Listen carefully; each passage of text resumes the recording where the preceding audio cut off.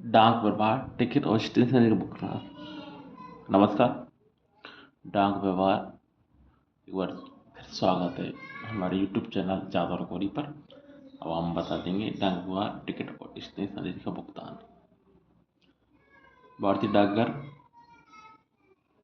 भारत सरकार के प्राधिकार के अंतर्गत सामान्यतः डाक व्यवहार का भुगतान डाक टिकट जारी करके करता है। भारतीय डाकघर भारत सरकार के प्राधिकार के अंतर्गत सामान्यतः डाक व्यवहार का भुगतान डाक टिकट जारी करके करता है ना। इसका जो पेमेंट होता है वो जो है कि किसके द्वारा होता है, डाक व्यवहार के द्वारा। भारतीय डाकघर लेखन सामग्री कुछ मदे जैसे लिफाफे, अंतर्देशीय पत्र, कार्ड और पोस्ट का जारी करता है। बात है लेखन सामग्री की कुछ मदें भी जैसे लिफाफे हुए, अंतर्देशीय पत्र कार्ड हुआ और पोस्ट कार्ड, ये भी हम देते हैं, ये भी हम जारी करता है। केंद्र सरकार द्वारा जारी किए जाने वाले राजस्व मुद्रांक भी डाकघर द्वारा बेचे जाते हैं। केंद्र सरकार द्वारा जारी किए राजस्व मुद्रांक डाकघर द्वारा बेचे जाते हैं। इन टिकटों का प्रयोग डाक प्रवाह के रूप में भुगतान नहीं किया जा सकता। ध्यान रखना, राजस्व मुद्रांक भारतीय डाक द्वारा बेचे जाते हैं, लेकिन इनका जो उपयोग डाक वार के रूप में नहीं किया जा सकता। टिकट संकलनकर्ताओं की आवश्यकताओं को पूरा करने के लिए टिकट संकलनकर्ताओं की आवश्यकता मतलब जो टिकट संकलनकर्ताओं की आवश्यकताओं को पूरा करने के लिए टिकट संकलनकर्ता को आवश्यकता पूरा फ्लैटिक ब्यूरो की स्थापना की। फ्लैटिक ब्यूरो क्या है? टिकट संकलनकर्ताओं की जहाँ टिकट बहुत ज़्यादा चाहिए ना, उसके लिए फ्लैटिक ब्यूरो की स्थापना की गई है। विदेशों के ऑर्डर भारतीय फ्लैटिक ब्यूरो बम्बई जीपी द्वारा निष्पादित किए जाते हैं। विदेशों के ऑर्डर भारतीय फ्लैटिक ब्यूरो बम्बई जीपी द्वारा निष्पादित किए जाते हैं। विदेशों के ऑर्डर विदेशों के जो ऑर्डर अब विदेशों को डालकर विदेशों को ऑर्डर जो है कि भारतीय फ्लैटिक ब्यूरो बम्बई जीपीओ से, बम्बई जो जीपीओ है वहाँ से विदेशी फ्लैटिक ब्यूरो का काम होता है। हो सकता है विदेशी फ्लैटिक ब्यूरो का कहाँ से काम होता है या कहाँ से इनका समाधान होता है, कहाँ का इनका तो बम्बई। फ्रैंक मशीन का लाइसेंस मंडल अध्यक्ष द्वारा जारी किया जाता है। बहुत सवाल पूछा है, फ्रैंक मशीन का लाइसेंस कौन जारी करता है? मंडल अध्यक्ष, सुप्रीडेंट। फ्रैंक मशीन में 2 डाई होती है, एक बुलेट डाई होती है, एक लाइसेंस डाई होती है। बहुत बार पूछेंगे फ्रैंक मशीन में कौन सी डाई होती है? बुलेट डाई और लाइसेंस डाई।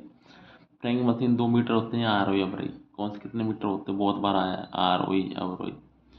फ्रैंकिंग मशीन में कम से कम 2 छाप, फ्रैंकिंग मशीन की कम से कम 2 छाप होनी चाहिए। कितने छाप होनी चाहिए? 2।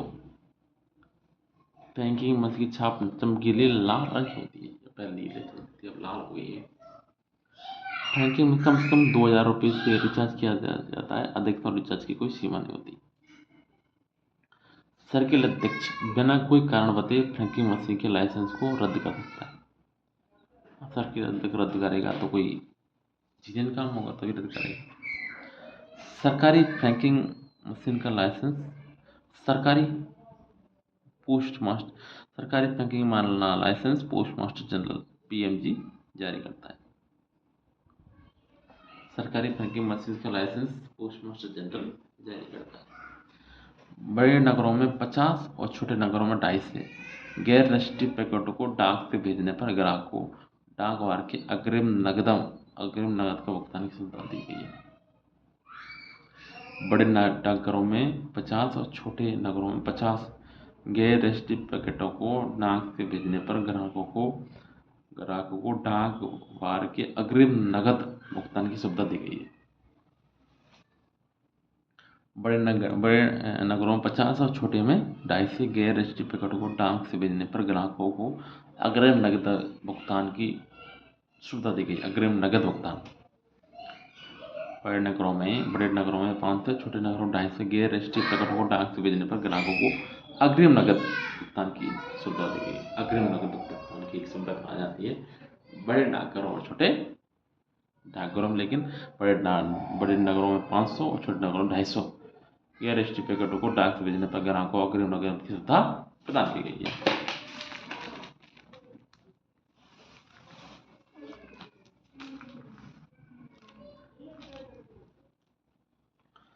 फर्जी डाक टिकटों का निर्माण बहुत बार पूछा गया है। फर्जी डाक टिकटों का निर्माण भारतीय दंड संहिता 263 के तहत दंडनीय बनाती है। फर्जी डाक टिकटों का भारतीय दंड संहिता 263 के अंतर्गत क्या है, दंडनीय अपराध है, बहुत बार पूछा गया है। अब देखेंगे पैकिंग, सीलिंग, पोस्टिंग, डाक टिकट चिपकाने के नियम। पैकिंग, सीलिंग, पोस्टिंग, डाक टिकट चिपकाने का नियम। बोलो, पैकिंग, सीलिंग, पोस्टिंग, डाक टिकट चिपकाने के नियम। प्रत्येक डाक वस्तु पर कम से कम 2 डाकघरों की मोहर होनी चाहिए। प्रत्येक डाक वस्तु पर कम से कितने डाकघरों की मोहर होनी चाहिए? 2। प्रत्येक डाक वस्तु कम से कितने डाकघरों की मोहर होनी चाहिए? 2। सील के लिए 16, पैकिंग के लिए 15। सील के लिए 16, पैकिंग के लिए 15।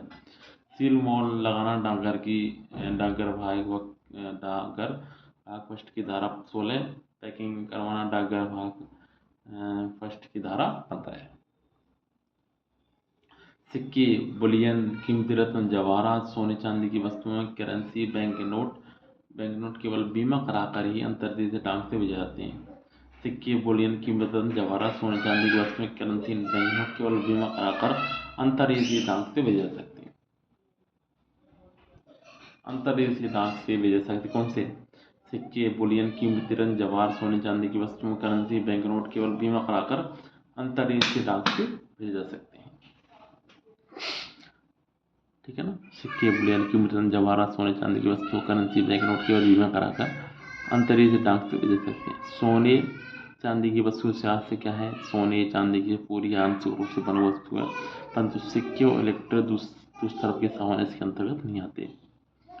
सोने चांदी की वस्तुओं से मतलब क्या है? सोने चांदी के लिए पूरी आंशिक रूप से बनी वस्तु, सिक्के, इलेक्ट्रिक दूसरे के सामान इसके अंतर्गत नहीं आते। जवाहरात में क्या आता है? जवाहर शब्द वे घड़े जिनके खोल पूरी तरह से या मुख्य रूप से सोने, चांदी या प्लेटिनम के बने हों। जवाहर शब्द का अर्थ है वे घड़े जिनकी खोल पूरी तरह से मुख्य रूप से सोने, चांदी या प्लेटिनम के बने हों। डाक टिकट चिपकाने का नियम, डाकघर भाग फर्स्ट की धारा 23। डाकघर फर्स्ट की धारा 23। डाक टिकट जिस तरफ पता लिखा हो, डाक टिकट जिस तरफ पता लिखा हो चिपकाना चाहिए। पता लिखने का तरीका, ऐसे मामलों में जहाँ एक ही नाम से एक से अधिक डाकघर हों, ऐसे मामलों में जहाँ एक ही नाम के एक से अधिक डाकघर हों और यदि पिन कोड ना लिखा हो, ऐसे मामलों में जहाँ एक ही नाम के एक से अधिक डाकघर हों और यदि पिन कोड ना लिखा हो, विशेष तौर पर जिले का नाम लिखना अत्यंत आवश्यक है। जिले का नाम भी वही हो जो डाकघरों का हो। ऐसी स्थिति में राज्य का नाम देना आवश्यक है। राज्य का मार्ग का संकेत कभी नहीं देना चाहिए। मार्ग का संकेत नहीं है। ये पूछा जाता है कि डाकघरों में पता लिखने का तरीका हमें क्या नहीं देना चाहिए, क्या देना चाहिए, ऐसे पूछ सकते हैं। तो मार्ग का संकेत कभी नहीं देना चाहिए। ऐसे मामले में एक ही नाम से एक ही नाम से एक से अधिक डाकघर हो, तो वहाँ पिन कोड ना लिखा हो तो विशेष रूप से जिले का नाम लिखना चाहिए। जिले का नाम भी वही हो तो इस स्थिति में राज्य का नाम देना चाहिए। भाई जैसे राजगढ़ जिला है, राजगढ़ डाकघर काफ़ी बड़े हैं, तो ऐसे मामलों में एक ही नाम से एक से अधिक डाकघर हो, वहाँ पिन कोड ना लिखा हो तो जिले का नाम देना चाहिए। जिले का लिखना अत्यंत आवश्यक है। यदि जिले का नाम भी डाकघर हो तो ऐसी स्थिति में राज्य का नाम देना चाहिए। मार्ग का संकेत कभी नहीं देना चाहिए। ठीक है। विदेश को भेजने वाले डाक वस्तुओं पर विदेशों को भेजने वाला डाक वस्तु पता विदेशियों के लिए रोमन अक्षरों और अरबी अंकों में लिखना चाहिए। विदेशों के लिए हमेशा 2 भाषा को रोमन और अरबी अंकों में लिखी जानी चाहिए। विदेशों को भेजने वाली डाक वस्तुओं का पता रोमन अक्षरों और अरबी अंकों में लिखी होनी चाहिए।